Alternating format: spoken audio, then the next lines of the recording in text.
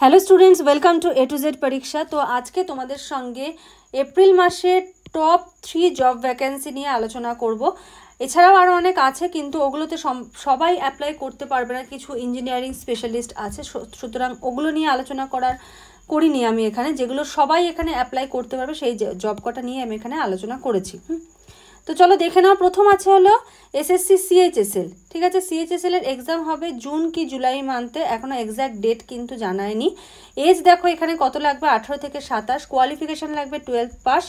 আর যদি DEO data entry operator grade এর জন্য হয় তাহলে 12-এ তোমার সায়েন্স থাকতে হবে।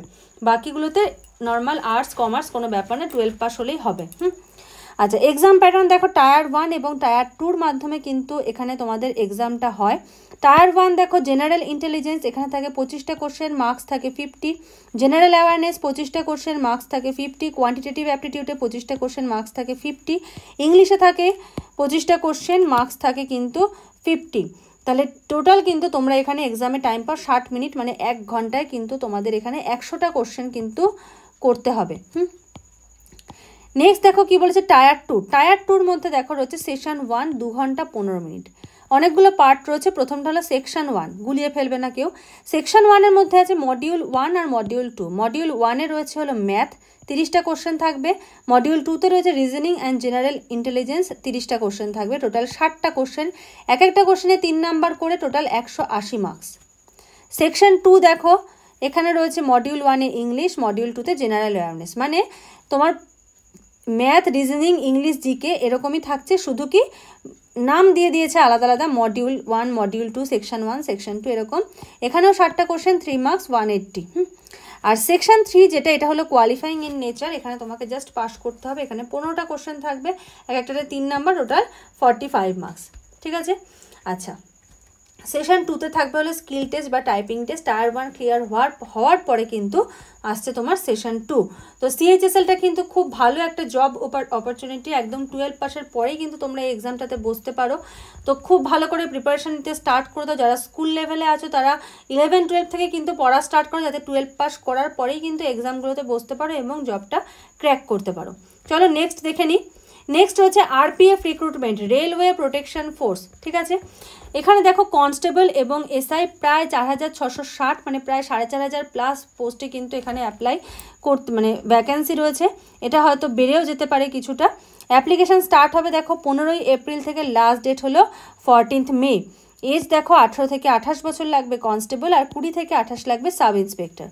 ভ্যাকেন্সি কনস্টেবলের রয়েছে 4208, 10th পাস। ঠিক আছে, রেলওয়ে প্রোটেকশন ফোর্সে কিন্তু খুব ভালো জব অপরচুনিটি। 10th পাসে কিন্তু হচ্ছে কনস্টেবলে 4208টা পোস্ট রয়েছে। সাব ইন্সপেক্টরে দেখো 452, গ্র্যাজুয়েট লাগবে। এক্সাম প্যাটার্ন দেখো নেগেটিভ মার্কিং রয়েছে 1/3, মানে 3টে ভুল হলে 1 নাম্বার কাটা। টাইম রয়েছে 90 মিনিটস। এখানে কিন্তু ইংলিশ নেই। কি রয়েছে, জেনারেল অ্যাওয়ারনেস 50টা question, 50 marks. Math 35 question, 35 marks. Reasoning 35 question, 35 marks. Constable মেলদের ক্ষেত্রে দেখো 1600 মিটার রান রয়েছে, 5 minute 45 second. 14 feet long jump, 4 feet হলো হাই জাম্প। আচ্ছা, কনস্টেবল ফিমেলদের ক্ষেত্রে 800 metre, 3 minute 40 second, 9 feet long jump, 3 feet high jump. SI male 1600 metre, 6 minute 30 সেকেন্ডে run, 12 fit long jump, 3 feet 9 inch high jump.